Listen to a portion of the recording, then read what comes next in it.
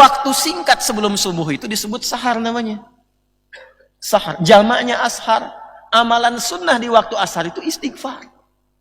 Tahu dari mana? Quran surah 51 ayat 18. Adz-Dzariyat ayat 18. Wabil ashari hum yastaghfirun. Orang yang rajin istighfar menjelang subuh diberikan 4 keutamaan. Catat ini ya. 4 keutamaan. Ya? 4 ini nanti ada di surah Ali Imran. Di ayat ke-17. Begitu masuk 16-17 ada temukan ayat ini. Sudah? 1, ditambahkan kesabaran. Sudah? Tambahkan kesabaran. Jadi orang yang sering istighfar, khususnya di waktu subuh, itu cenderung hatinya lebih lapang. Mudah mengatasi berbagai persoalan karena kesabarannya ditambah oleh Allah. As-sabirina. 2, merubah ia menjadi pribadi yang lebih jujur. As-sadiqina. Jelas? 3, menambah kekhusyuan dalam semua proses ibadah. Wal qanitina. Kalau salat makin khusyuk, orang istighfar itu makin khusyuk salatnya. Makanya kan ada ulama juga membimbing sebelum salat istighfar gitu kan? Ada ya? Ba'da salat istighfar.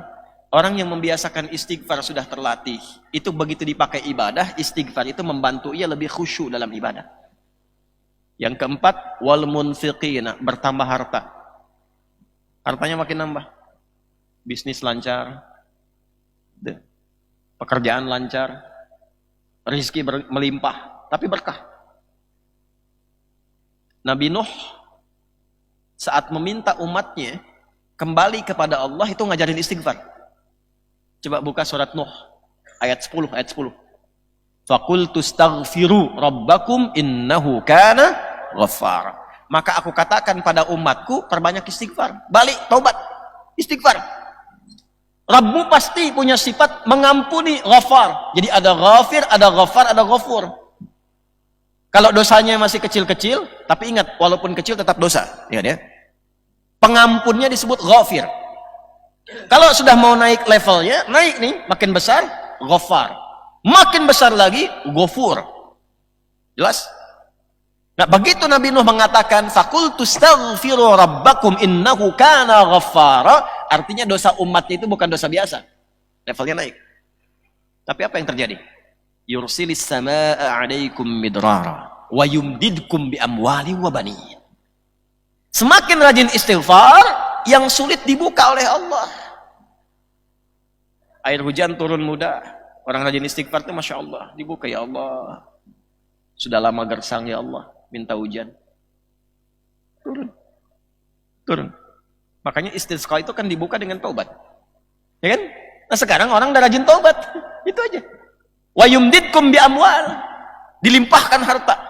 Wa banin, keberkahan dalam anak-anak keturunan. Istighfar. Nah kalau sudah dapat itu rumusnya wal munfiqin. Rajin infak. Jadi orientasi istighfarnya bukan cuma ngumpulin, setelah ngumpulin update status. Bertambah harta karena istighfar. Klik. Bukan itu.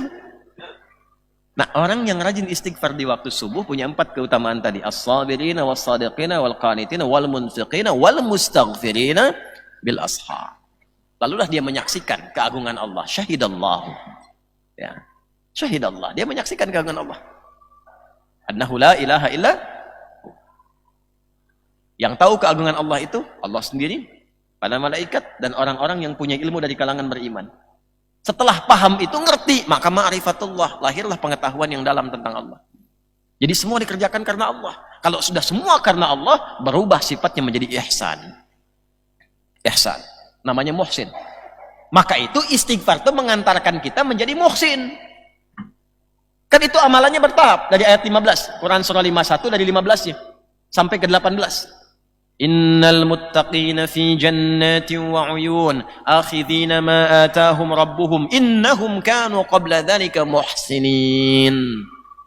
Ada sebagian orang takwa yang akan mendapatkan tempat tinggal di taman surga, tempat terindah di surganya. Mereka pasti akan mendapatkan janji dari Rabbnya karena mereka di dunianya menjadi orang ihsan. Apa amalannya? Kanu qalila minal laili ma yahja'un. Mereka itu kalau malam sedikit tidurnya. Sedikit tidurnya. Kalau Allah sudah berfirman, jangan tambah-tambah. Allah bilang sedikit tidur. Antum tambah sedikit-sedikit tidur. Mereka itu sedikit tidurnya. Wabil ashari hum yastaghfirun. Dan menjelang subuh, rajin istighfar. Rajin istighfar. Nah itu istighfar itu membentuk karakter ihsan. Kalau sudah ihsan, apa kata Nabi? Di hadis Muslim, nomor hadis yang ke-8. Ya, Imam An-Nawawi menyantumkan itu nomor hadis kedua di Al-Arba'in dari 42 hadis. An ta'budallaha ka'annaka tarahu fa in lam takun tarahu fa innahu yara. Engkau jadikan semua kegiatanmu sebagai ibadah karena Allah. Walaupun kau tak mampu menatapnya, engkau meyakini sedang ditatap oleh Allah. Allahu Akbar. Makan, minum, ibadah. Beda. Berpakaian ibadah. Dan merasa disaksikan Allah. Antum kalau kerja, merasa disaksikan Allah. Nggak mungkin nipu, akhi. Nggak mungkin korupsi. Merasa disaksikan. Dan Anda meniatkan pekerjaan itu untuk jadi ibadah. Jadi kalau pulang, nggak mungkin bawa yang haram. Minuman nggak mungkin cari yang haram. Kalau merasa disaksikan Allah. Karena niat minumnya untuk ibadah. Kalau berumah tangga, nggak mungkin nyakiti pasangan. Kenapa? Karena merasa ibadah. Ya. KDRT, KDRW, KD Camat tuh nggak ada tuh. Nggak ada. Kenapa? Karena merasa ibadah. Ibadah.